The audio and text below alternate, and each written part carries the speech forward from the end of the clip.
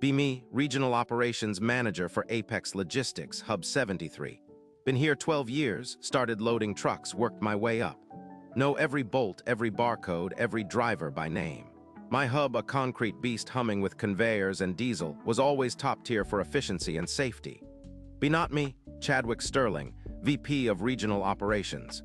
Early 30s, perpetually smirking, always in a suit that cost more than my first car. Fresh out of some online executive program, son of a major Apex board member. His prior experience, running a failed cryptocurrency startup, never seen a pallet jack up close in his life. Chad arrived 6 months ago, bringing his disruptive vision. First week, he held an all-hands meeting. Spoke for an hour about synergistic paradigm shifts and leveraging bespoke solutions. Most of us just exchanged tired glances. His first brilliant idea, the main inbound conveyor line, critical for sorting thousands of parcels per hour, had scheduled maintenance.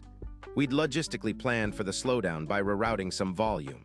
Chad calls me into his office, a glass box he'd had installed overlooking the main floor. "Manager," he began, not even using my name. "This maintenance schedule for the CL-47 line, completely unacceptable. It's slowing down throughput by 17%. We need to eliminate this downtime." I explained. "Sir, that line processes volatile chemicals sometimes.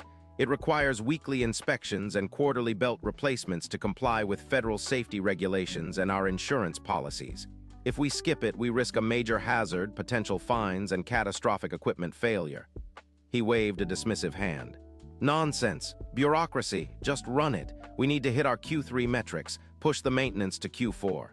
It's just a conveyor." I documented the conversation, the specific directive. Sent a follow-up email confirming his instruction, referencing the safety protocols he was overriding. He replied, "Confirmed. Get it done, manager." Next, he decided the night shift was a legacy cost sink. Our night crews handle the bulk of cross-country transfers, processing packages arriving from other hubs for local delivery and loading outgoing long-haul trailers. It's when our volume peaks.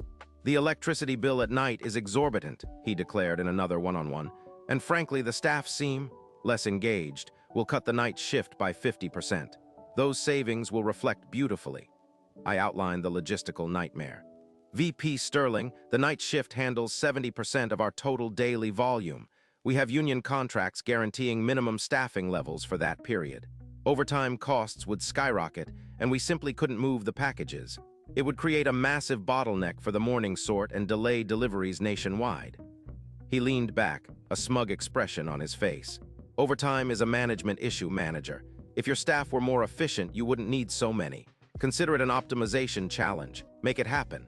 And inform the union they need to be flexible during these transformative times."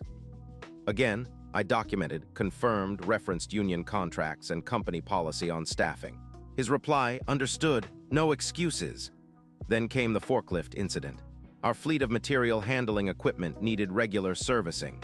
3 of our heavy-duty forklifts, crucial for moving pallets of bulky items, were tagged for essential hydraulic repairs. They were old but reliable when maintained. Now they were leaking fluid and their lifts were juddering. I submitted the requisition for maintenance, citing safety logs and manufacturer warnings. Chad called me. "The Q4 budget allocation for equipment is already tight. These repairs can wait. Just tell your operators to be careful. We can't justify a 5-figure expense for juddering lifts right now. It's not mission critical." "Sir, a hydraulic failure could lead to a 2-ton pallet collapsing. We have operators who could be seriously injured or worse. It's a huge liability. Our internal safety audits explicitly state these need immediate attention." He chuckled, a short, dismissive sound. "Manager, you worry too much. This isn't a hospital. We move boxes, make do with what you have, find a workaround. That's what good managers do." I sent the email. He confirmed. I instructed the operators, documenting their refusal to use the forklifts due to safety concerns, and arranged for manual handling, slowing everything down. Chad sent an angry email about lack of initiative. The breaking point arrived with the holiday surge planning. This is Apex Logistics' busiest time, typically November through January. Months of planning go into staffing, equipment, and logistical flows. I had submitted my hub's detailed staffing projections, including approved paid time off PTO requests, back in July. They were greenlit by HR and my direct supervisor. Then, out of nowhere, an all-company email from Chadwick Sterling, VP of Regional Operations. Subject: Mandatory Operational Prioritization Holiday Surge. The content was concise, brutal, and completely unprecedented. Effective immediately, all approved paid time off for the months of November and December is hereby rescinded due to unforeseen operational needs and strategic reprioritization in preparation for the upcoming holiday surge. All personnel are expected to be available for their regular shifts, and additional overtime will be mandatory as required. Exceptions will not be granted without direct VP approval. The message hit the hub like a physical blow. A collective gasp, then a furious murmur. People had booked flights, paid for vacations, planned family gatherings. Many of my staff had pre-approved PTO for months, some even for milestone anniversaries. I went to Chad's office, bypassing his assistant. He looked up, a satisfied smirk playing on his lips as if he'd just solved world hunger. "Ah, manager, you received the memo. Revolutionary, isn't it? Cutting through the red tape of entitlements to ensure peak performance." "VP Sterling," I said, my voice carefully flat. "You've just canceled hundreds of approved PTO days. Our union contract explicitly states that once PTO is approved, it cannot be unilaterally revoked without severe penalties. We have state labor laws on our side. This is going to cause a massive backlash, potentially a walkout." He leaned forward, his smirk widening. "Backlash? From who? A few disgruntled employees? They'll fall in line. This is about commitment to Apex logistics. And frankly, manager, this unforeseen operational need stems from your inability to properly project staffing requirements months ago. If you had planned correctly, we wouldn't need these drastic measures." My blood ran cold. He was blaming me, the same person who had submitted meticulous projections that he had personally ignored and undermined for months. He was trying to scapegoat me for his own catastrophic decision. That was the exact moment I transitioned from frustration to a cold, dangerous calm. The read-only mode engaged. No more arguing, no more trying to appeal to common sense. Chad Sterling had declared war on his own company, and he just handed me the weapon. "Understood, VP Sterling," I replied, my voice devoid of emotion. "I will ensure all personnel are informed of the updated policy and that mandatory overtime is enforced as per your directive." He beamed. "Excellent, see, it wasn't so hard, just needed a firm hand." He went back to his tablet. I walked out, a predator stalking its prey. My master plan began immediately. I didn't say another word about the PTO cancellations to Chad. Instead, I initiated a flurry of internal communications, all meticulously documented. First, I drafted a detailed memo to all Hub 73 employees, reiterating Chad's directive about PTO cancellation and mandatory overtime. I added a crucial, subtle line. Apex Logistics is committed to upholding all local, state, and federal labor laws, as well as the terms of our collective bargaining agreement with the Apex Workers Union during this period of heightened demand. This was my shield. Next, I sent an email to HR, attaching Chad's memo and mine. I asked for clarification on how this new policy impacted our existing union contracts regarding PTO and mandatory overtime limits. I knew the answer, I just needed it on record that I sought guidance. HR replied, predictably, stating they were reviewing the VPS directive and would provide an update, a classic corporate punt. Then I started logging everything. Every single directive from Chad, whether verbal or email, was meticulously cross-referenced with the Apex Logistics Operations Manual, a massive, archaic binder of policies, the employee handbook, and the union contract. Chad wanted faster throughput on the CL-47 line. I ensured it ran exactly to safety specifications. Every single pre-shift safety check was documented, every minute logged. If a sensor was slightly off, the line was paused for the full diagnostic protocol. This slowed things down, significantly, but it was compliant. He wanted fewer night staff. I enforced the letter of the union contract regarding mandatory breaks. If a staff member reached their maximum consecutive work hours, they were immediately sent home, even if it meant leaving a station unmanned.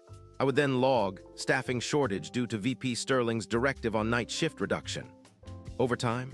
I approved every single hour requested by the remaining staff to try and meet demand, citing Chad's mandatory overtime policy.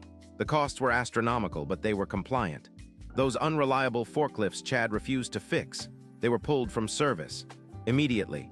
Citing imminent safety hazard as per Apex's own safety manual, section 4.32 billion. I ordered manual handling for all relevant pallets.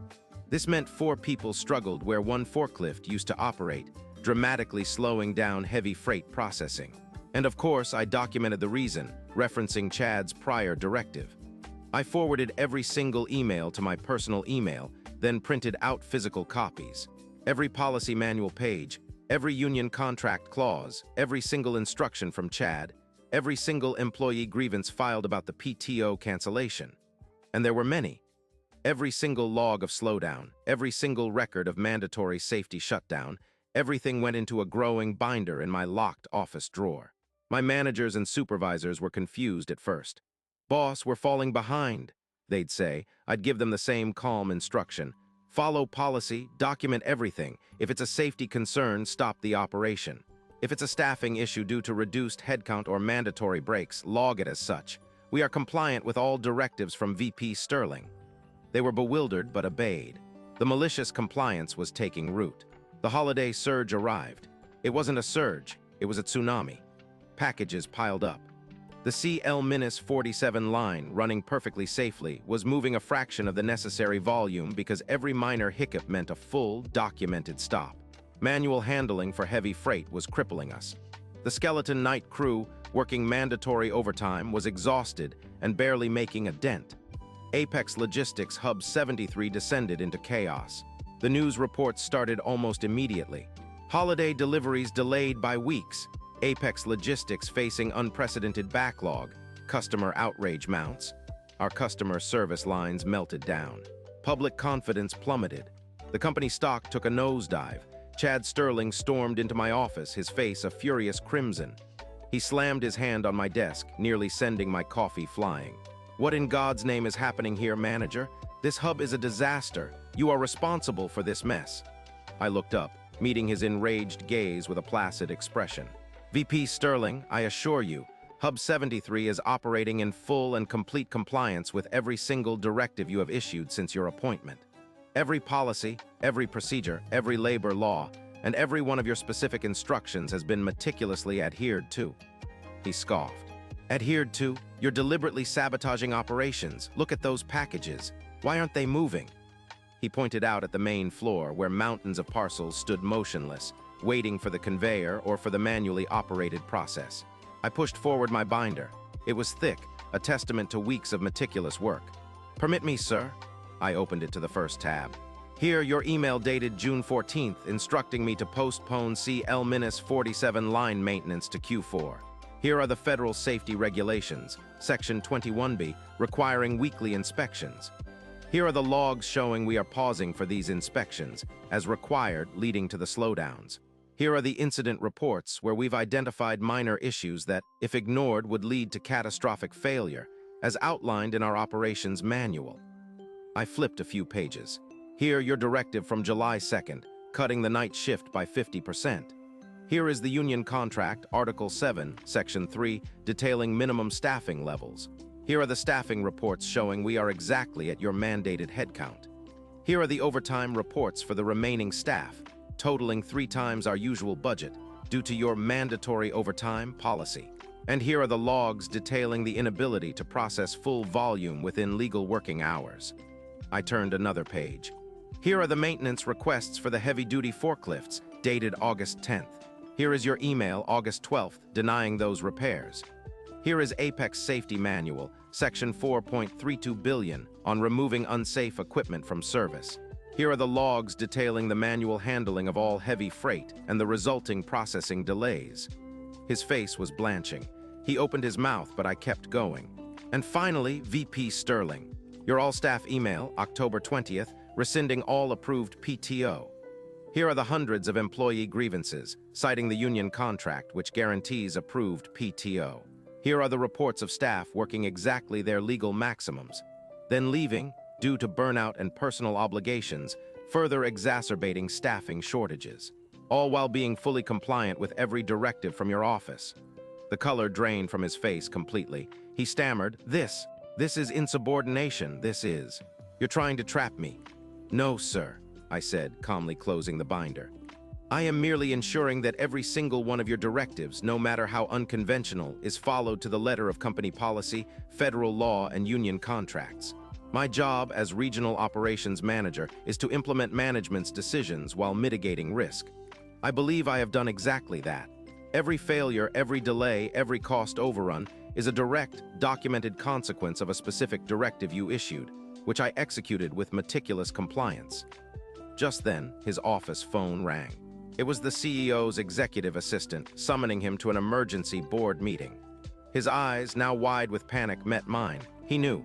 Update 1, it's been 2 weeks. The board meeting was a bloodbath. Turns out, my meticulous documentation wasn't just useful for Chad. It saved Apex Logistics from a massive class action lawsuit from the union. Chad, unable to refute the paper trail, was fired for cause before the meeting even ended. Effective immediately. His father, the board member, resigned a week later, citing health reasons, pure PR spin. Apex publicly apologized, reinstated all PTO, offered substantial bonuses to affected employees, and started damage control. I received a commendation and a significant raise. The CL-47 line is now getting its scheduled maintenance. Update 2, a month later. Chad's name is toxic. Apex is quietly settling with thousands of employees for their canceled PTO. And legal counsel made it clear that Chad's unilateral decision created that liability.